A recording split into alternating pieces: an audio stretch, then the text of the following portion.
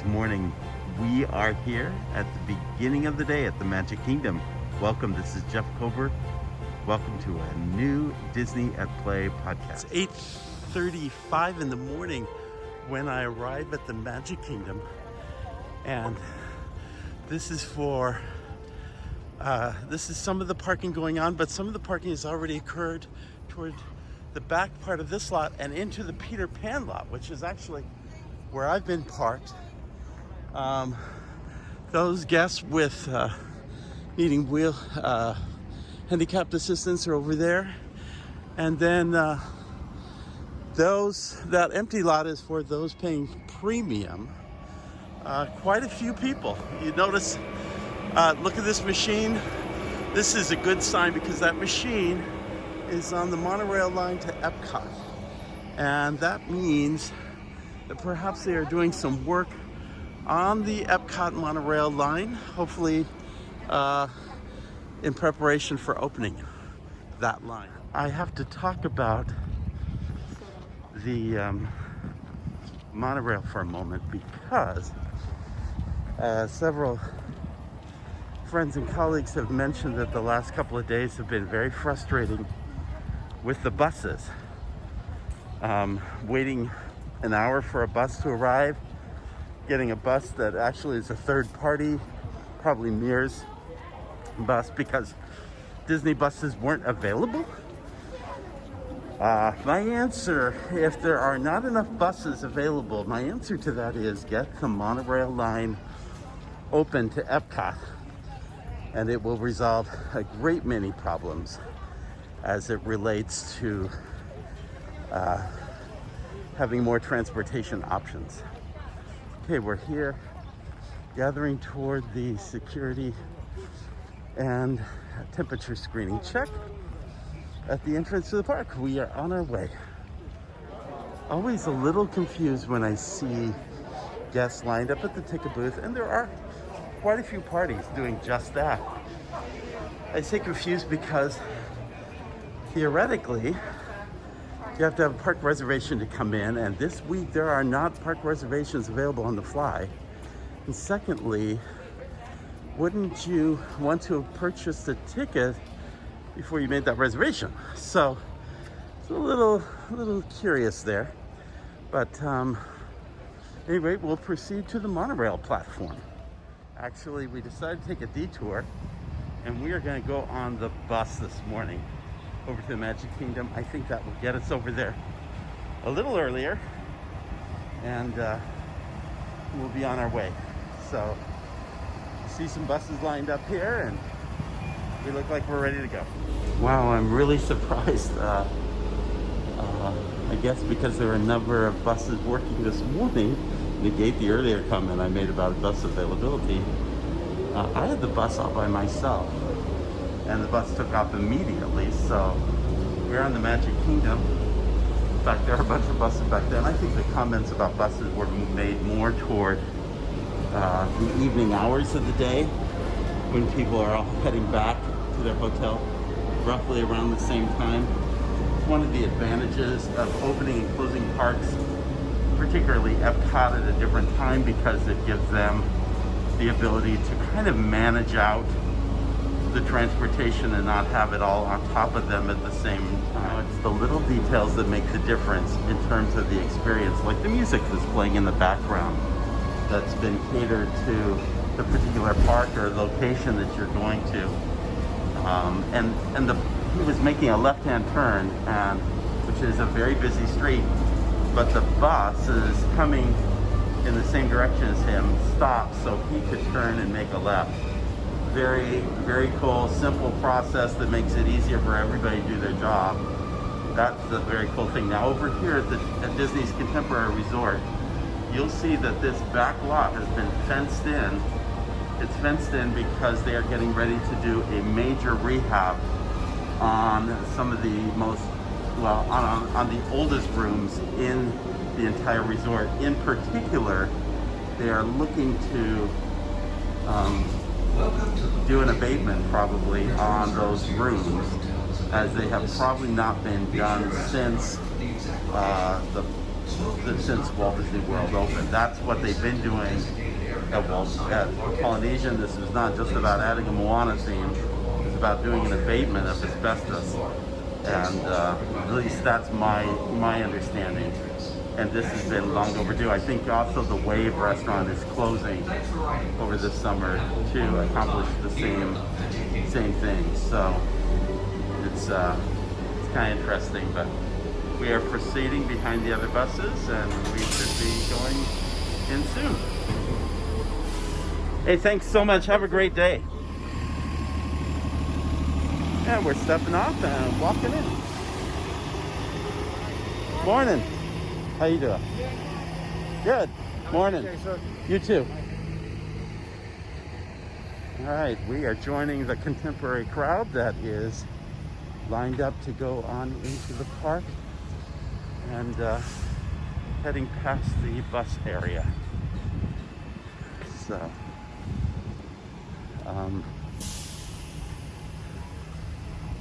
looking for a monorail coming by. Wanted to particularly look for the red one because there has been a new paint job done on it, and I wanted to check that out, what that looked like. But I could see the peach monorail up ahead at the station, and that was the very one that was in the station as I was approaching. So really, the bus is one of your best bets for getting into the park quickly when you're coming through via the parking lot. Oh, and here's monorail yellow, which was going into the station as I was leaving from the station to go to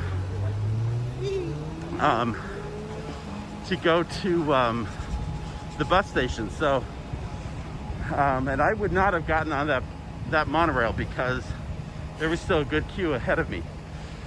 So again, just a little tip, sometimes it pays to go and get on the bus. Oh, hey, I found monorail red, and it is coming out of the station, but it's working the resort line. And so that's cool. See that? Looking sharp. Maybe we'll take it on our way home as we go through. We're going to go through the facial recognition test. And we'll check this out. Oh, because I just did it.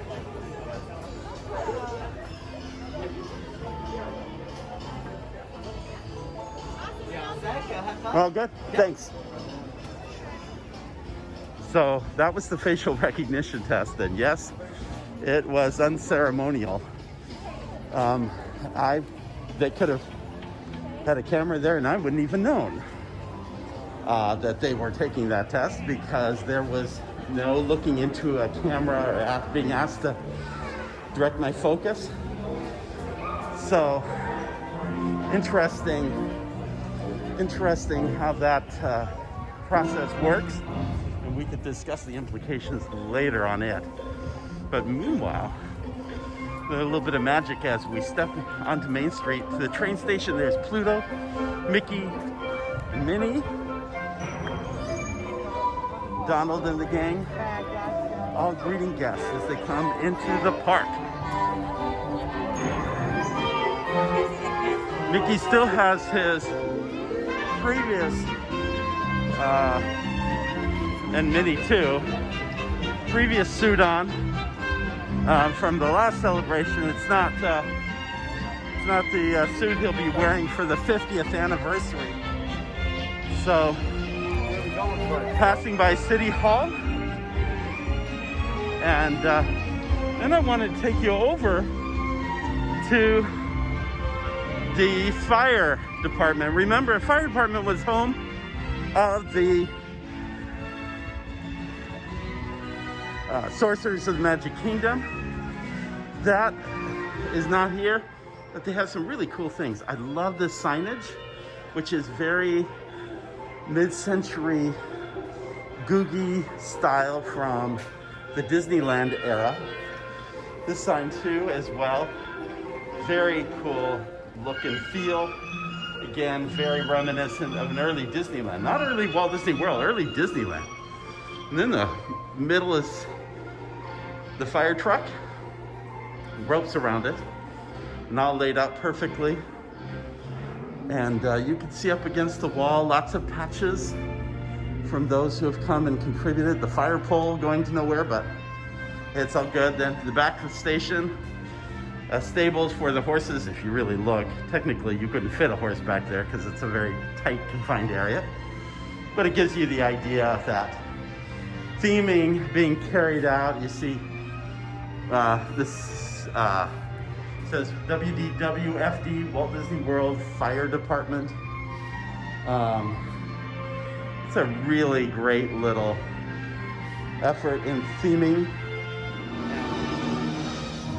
All right, the park has just opened. It's now just after 8 o'clock, and we are walking down Main Street and joining the crowd, so to speak. Let's check out everything going on here in the park, and good size group of morning guests. And I'm just trying to give you an opportunity, especially for those tuning in to YouTube, to kind of get a sense of the morning air. It's been a long time since I did early morning in the parks, so I'm really glad to be here this morning. And looking ahead, well, first of all, I have to mention, look, you over there at Starbucks trying to get in, get things going there. But what I really wanted to point focus toward is the amount of work that is currently being done to continue decorations on the castle. It's looking good, and we'll give some up close look to it in a few minutes. One of the things you'll notice as guests are gathering to take their family photos in front is many of them are now choosing to take their masks off as they get their photo. So all very cool to be able to do that now. We are walking up the castle. Note the castle stage is still under reconstruction, but boy, lots of bunting, lots of jewels. Look at that first tower on this side. There's this bauble of jewels, if I can say that. Lots of little circular type gems all gathered together on that. I'm gonna just go in even closer to it so you get an, and we'll, again, this is easily seen on YouTube, but I'm describing it to those of you listening to our podcast, because you'll see there are a lot of ribbons around the towers that are being put in. Don't know how far up this is all going to go, if it's going to wrap up along the top tower tiers. But these lower towers have got lots of bunting, lots of jewels, and it's very, I don't know, it's elegant. I mean, I'll be happy when it goes back to the blue and white at the end, but I'm very good with what it looks like right now. I think it's very appropriate for the 50th golden anniversary of Walt Disney World. Here is the stage, and that's still being worked on. Now we're gonna turn. You see the moat is where the cranes are currently positioned. We're moving down the corridor at the entrance to Fantasyland.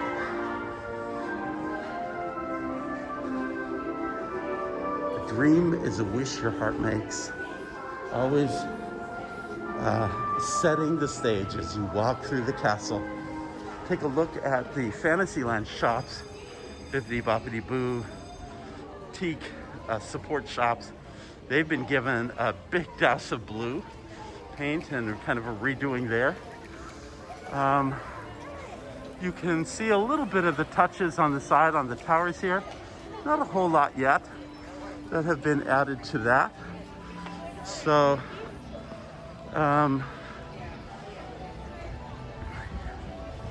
we are moving through Fantasyland, and the carousel is just sitting there looking like a gem this morning. I think there are maybe 2 guests on it right now. It's looking beautiful. They've been applying a lot of gold touches on, you see that along the pictures of Cinderella. Toward the top, you can see a lot of gold touches there. And it's really looking sharp, just sharp for the 50th anniversary. We're gonna move over toward the action here, noting there's some breakfast options going on over at the Friars Nook, which I didn't even know they had breakfast over here. So they have cinnamon sugar donuts, sausage and gravy tots. I am so tempted. So tempted. I'm gonna work it off before I take it in. Oh, breakfast sandwich too, with a multi-grain croissant, as well as the cinnamon sugar donuts, sausage and gravy, tater bites. Gotta love that. So let's keep proceeding. The queue is now at 45 minutes, and we're about 10 minutes past the official opening time. So again, all the more reason you should get here very early in the morning when you are going to visit the parks. It gives you a lot more leverage for taking on attractions. Either do this at the very, very beginning of the day and get here early, or make it the very last thing you do as you finish out your day. Either way is a good option. I would be remiss if I did not take the time to showcase where construction is on Tron. The noise that you hear in the background is a gentleman on a crane actually doing pressure washing to the actual exterior portion of the frame. So that's why you have a lot of noise here. What you're going to see different than in previous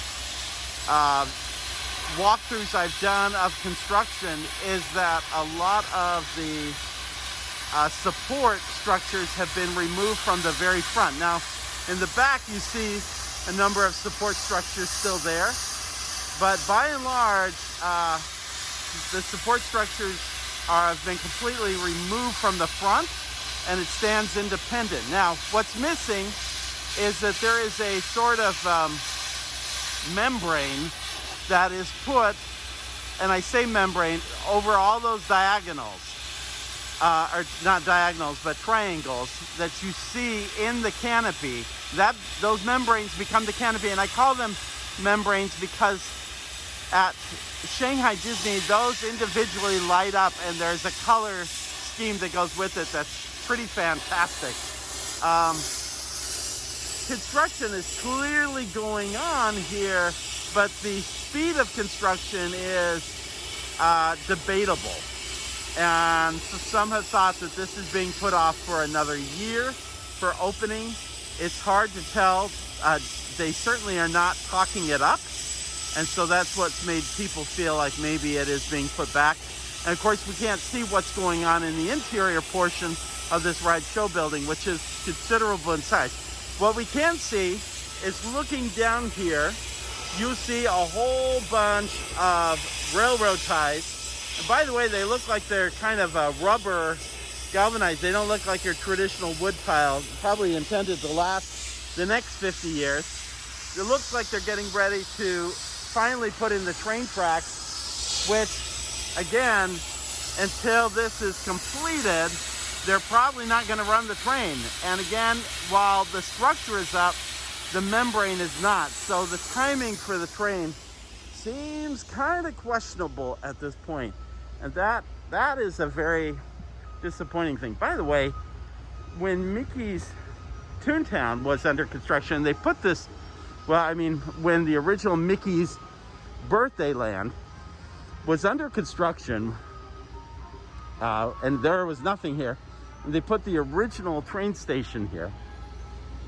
They actually ran the train back and forth from Main Street to Frontierland, as I recall.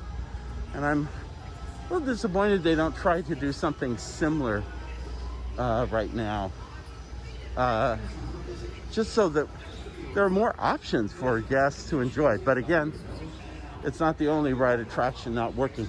Speaking of things not working, it appears that Casey is going under a little rehab right now.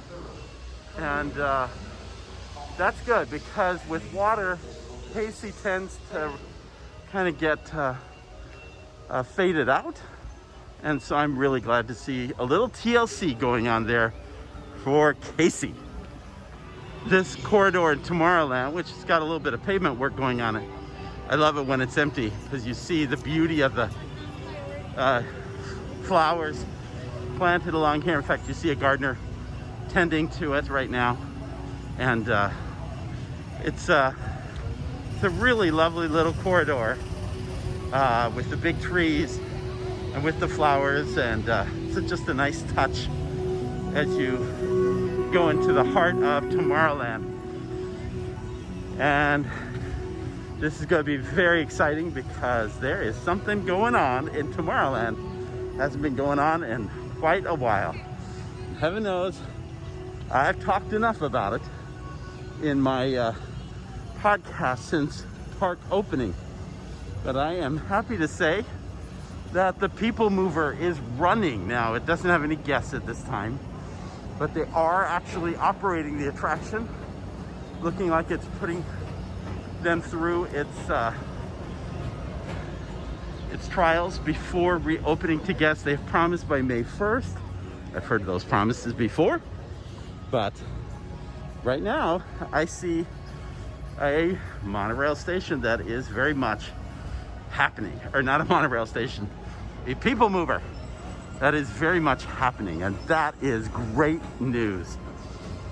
I also think that the people mover may be a sign that there may be an increased capacity, because if you have attractions like this up and running, you are in a position to increase your capacity in the parks. And I think they want to do that at least by summer.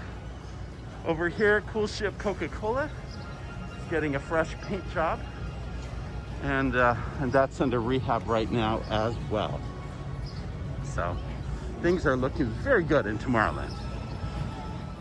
Here is the sign indicating that the People Mover is not currently running. There's no guest in front of the attraction, but and the moving beltway is not operating, but definitely the attraction is happening as we speak. And all of that is really good news. By the way, walk on to Buzz Lightyear right now, and of course Carousel of Progress. So great time to enjoy these attractions. Here is another attraction that would benefit from reopening in terms of increasing capacity in the park. This thing swallows up a lot of people, and even if they socially distance the crowds a little bit on the attraction, it would still allow them to increase capacity in the parks. And anything in terms of entertainment offerings or additions would be very helpful for increasing capacity. And by the way, hours have been lengthened for the park, and that too increases capacity. As you are visiting, they're simply able to put more people through in a day because they are open for longer hours, and most people don't stay the whole day. So, except for a few diehards out there. At any rate, we're gonna cross over Central Plaza and head on to Adventureland. I don't think I've had the opportunity to talk on one of these podcasts about my experience at Club 33, which is located here. I'm not able to publish photos. I did take pictures, but I can't publish photos, so I'm going to honor that and honor the friend who managed to get us in. It was so awesome. We dined upstairs behind those doors and enjoyed a light lunch there, and it is a phenomenal experience, and that's all I'm going to say on that, because it is worthy of greater discussion at another time, but I'll save that for another occasion. Meanwhile, let's go check out the Sunshine Tree Terrace and see what's going on there. I don't know that there's anything new going on. Yeah, so this is a little confusing because there are egg spring rolls at the entrance to the park now being offered, the cheeseburger ones being the famous ones. And then you have fried pork and vegetable pot stickers here. And the I Love You float, which is Dole Whip, orange with Fanta, strawberry, and red passion fruit syrup, topped with popping candy. Yeah, it's all good stuff. So there beyond is Swiss Family Treehouse, looking nice. And we're moving on into Adventureland. So I wanted to take this photo at the entrance to Jungle Cruise. It's of the roof line, but can you see beyond the roof line? You can actually see the temple that you go through when you're on the attraction. And I just love that little detail, that little hint of things to come if you catch it. Trees have grown up a little bit around it, but it's still very cool. Big queue in front of the attraction, no question about that. And in our previous podcast, we mentioned that Trader Sam has been removed from the Jungle Cruise, and of course they're expecting to put all the changes in there before the end of the year, so a lot more to come on that attraction as it evolves. Passing by the Enchanted Tiki Room and moving on to Pirates of the Caribbean. Beautiful day. Love how the sun is just hitting on this attraction. It just beams. El Torre del Cielo, the clock tower, just looks really beautiful. And then now what we have going on here at Pirates, this is based on a castle in Spain. By the way, look up there at the turret. You'll see surrounding the turret are cannons, and it used to be that the cannons would fire. They've not done so in quite a while. That's a disappointing feature. And then you also notice there are these black flags along the roof line. That's a protection element for cast members or crew up on the roof. Again, it's not a great show, but at least they made them skull and crossbones style to kind of add to the element. This castle, yeah, there is another castle at Magic Kingdom, and it's Castillo del Morro, and this is based on a castle in San Juan, Puerto Rico. Now, a couple of podcasts ago, I spoke of it was a comparison of Pirates of the Caribbean across all Magic Kingdom style parks around the world. And I did a comparison, and that's available for you to check out. But on my Patreon site, which is the Wayfinders Society, we actually go into each of these versions of Pirates of the Caribbean and talk about all of the details that can be found in here. For instance, here at Fuente de la Fortuna, you see this well. Now, this well used to run with water. It's disappointing that it's a planter, because Fuente de la Fortuna meant a fountain of fortune. So if the idea was you cast a penny or some coin into the fountain, make a wish. It's a wishing well, is what it essentially is. They probably took it out not because of the challenge of getting it to work, probably because they got tired of emptying out all the change from the fountain. I remember at one point hearing the number that there was like, and this was like 20 years ago, that when they go and fish out all of the coins in all of the waterways around Walt Disney World, it was coming out about 20 years ago to be about $125,000 a year. Now, they took all that coinage and they gave it to charity. But the problem was that it cost more money to remove all the coinage, drain all these things, and fix pipes that got coinage stuck in them than it did to just write out a check. So they can't control people choosing to throw a coin in a fountain, but they can control what the fountain looks like, and that's the case here. These are the kinds of details I go into in the Wayfinder Society.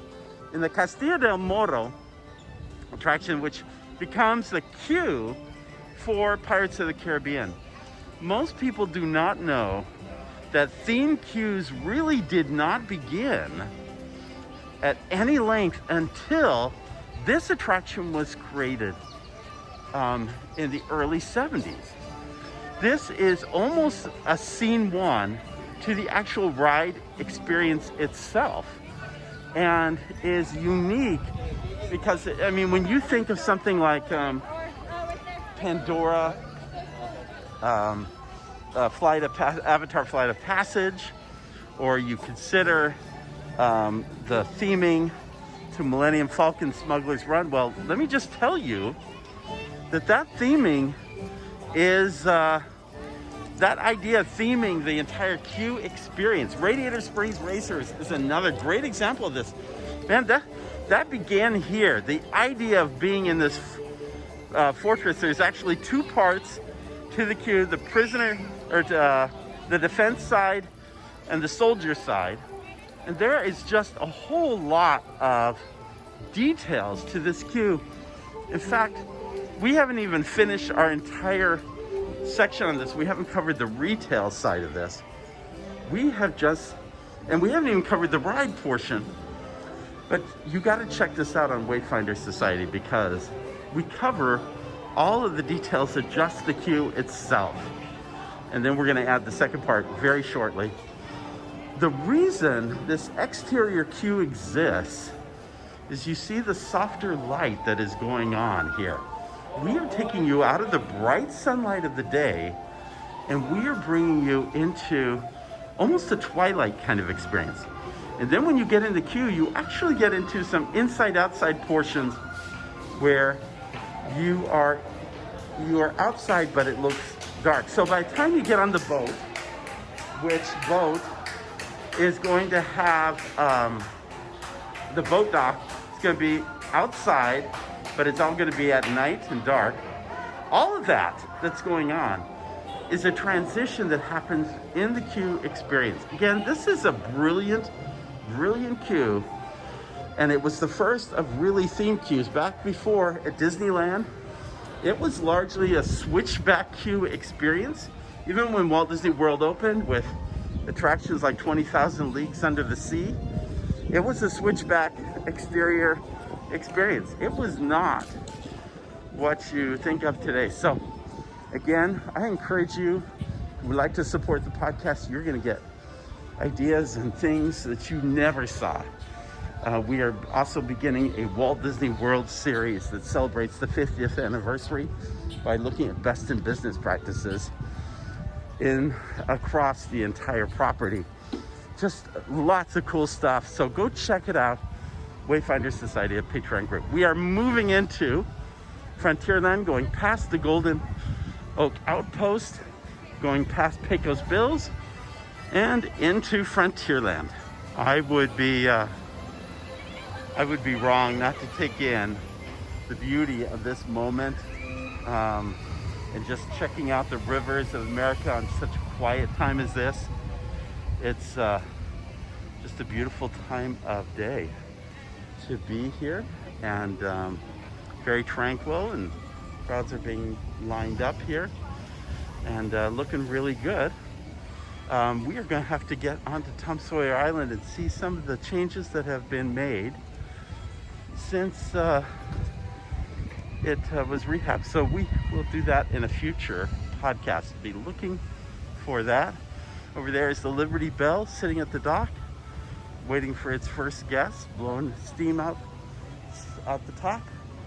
Again, very tranquil moment here. Another tranquil moment in the Magic Kingdom. In the first hour, we're about 8:45, 8:50 in the morning. So we've seen quite a bit of the park in the first hour of the day. Here we're by the flags and then by the oak tree where the 13 lanterns hang. Of course, Hall of Presidents is not open. It will probably, talk about attractions that provide capacity, but that will probably be much later in the year by the time that occurs. The old Christmas shop, everything just looking very peaceful, very serene as we go through the park. And wow, yeah, this is interesting. They have emptied out a lot of tables and chairs that were in this little corridor. I suppose it is an effort to, again, be more socially distanced, but there were easily twice as many, if not more, tables and chairs in this little plaza area prior. So it's an interesting notion as everybody kind of gets over being having to wear masks and as they get vaccinated. Here's Disney again emphasizing safe protocols with COVID. And I should just kind of glance across the way to note that the bridges, the barrel bridges, have been reinstalled finally over at Consoy Island. So that's a good sign to me that it is a good time to do a podcast, because that would just barely been put back in. The queue going to the Harbor House on the way to Peter Pan's flight. And Peter Pan's flight, or well, the building, the show building, or the front entrance to Peter Pan's flight, under rehab at this time. So some of that queue area isn't even available right now. I'll back away on this a little bit. A lot of detail in a covering for an attraction, but that's what Disney does, is it pays attention. My question is, do they store these somewhere? Is the expense of just storing all this? It's got to be crazy. Disney has a lot of major warehouses throughout its parks. And then here, we're passing by It's a Small World, and the queue is quite low. Tempted to go on it, but I need to stay focused on this podcast and video. So that's the sacrifice I make. You can see all the queuing rails inside for socially distancing guests.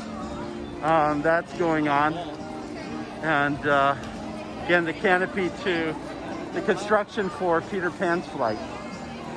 So lots going on here. The sun setting just right on these mountains here to the entrance of Be Our Guest, which is not even open for breakfast.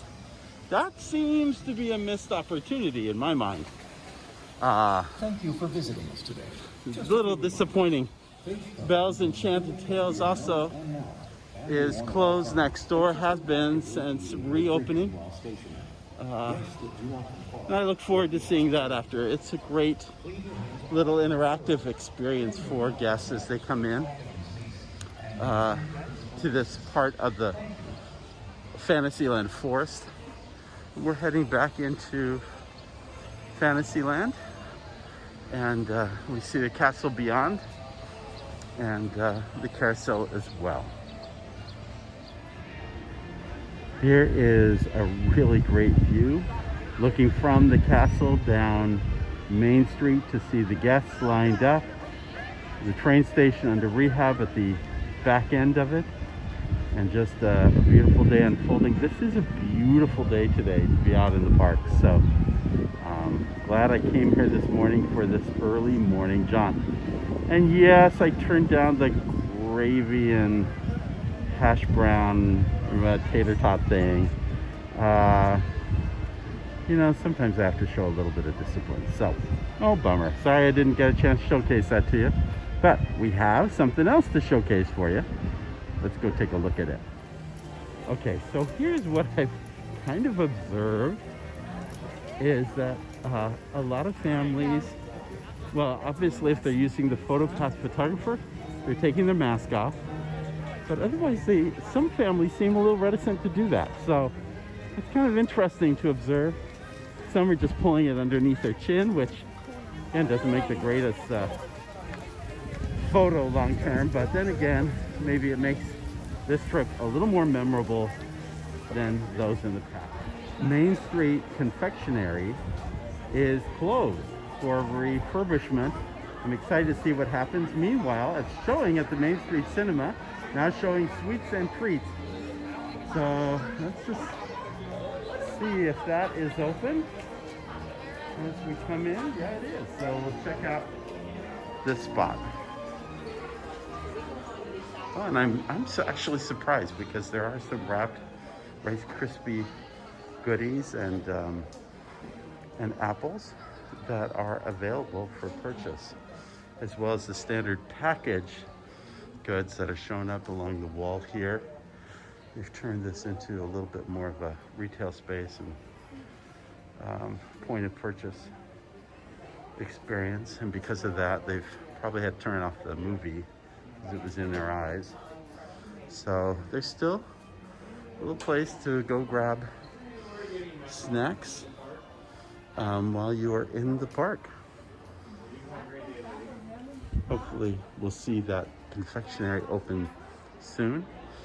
And here is the jewelry shop, which is really a tribute to handbags, except for the back portion, which is all things Pandora. So lots of little changes. You see the doors closed to the confectionery. And guests are moving into the park. It's now about 9 a.m. and a little bit before 9 a.m. and they are pouring into this park. And it's a sunny, beautiful day at Walt Disney World. Tony's is quiet at this hour of the day. It seems like that would also be a great place for having breakfast. Surprises me that they don't have this open this hour of the day. It seems like there could be more breakfast options. But you see the restaurant? That's so cool. When it's quiet and empty and ready for guests, you see the plexiglass put in between the booths to kind of separate guests, and then out into the veranda area where the tables are quite spaced out in that location as well. And lots of tributes to Lady and the Tramp throughout all of this. Now, the Mickey and Minnie meet and greet, of course, is not open at this time, but this entire area has been taken over with hats and mouse ears because the hat shop here on Main Street is also closed while they go through the process of doing a refurbishment on that space as well. So this is a good place to get a portable charger if you are needing to get one. A few more gifts on that end as well. So yeah, it's all kind of stepping in to kind of support the refurbishments going on that corner of Main Street. Well, I think this is a good spot to end our morning at the Magic Kingdom. And as guests continue to come in at the 9 o'clock hour, and we got to head out. I've got business I need to take care of this morning. Be sure to follow us on J. Jeff Kober, which is my YouTube channel, because that's where you can see video of all the things we do, plus a lot of other videos. We have about 150 videos right now have been assembled there, so there's a little bit of a happening going on there. And you definitely want to check out J. Jeff Kober. Check out our Wayfinder Society. It's our Patreon page. All of these links you can find on disneyatplay.com, the host page for this post. and for both the podcast and the videos. So thanks for joining us this morning. We hope you have a magical day. And in the words of Sinbad's storybook voyage, always follow the compass of your heart. Have a great day. We'll see you real soon.